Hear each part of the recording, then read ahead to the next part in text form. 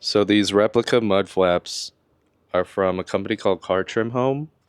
They were about $98, which is way better of a deal than the JDM first edition mud flaps, which will run you about $450 to $500, and then you have to modify the fronts. So starting with the rears, you're gonna take off 1, 2, 3.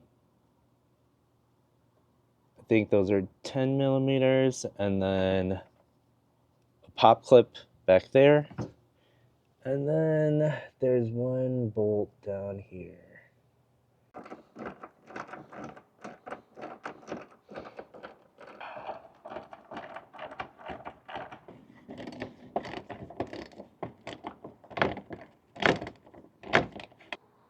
I like using this hook pick.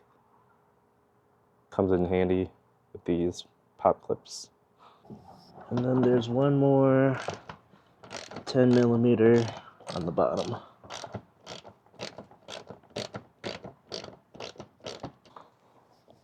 So here's the two mud flaps side by side. So you're going to want to retain the stock hardware, but this top hole, we're not going to use this one. So you can either screw this back in or keep it open. You're just going to use 1, 2, that pop clip, and then one at the bottom.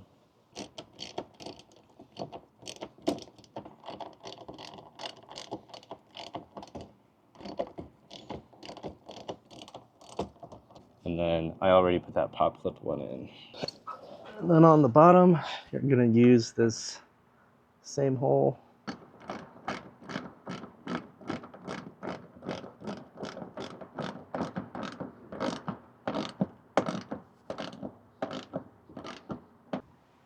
So the fronts have 1, 2, 3 screws, and then one pop clip.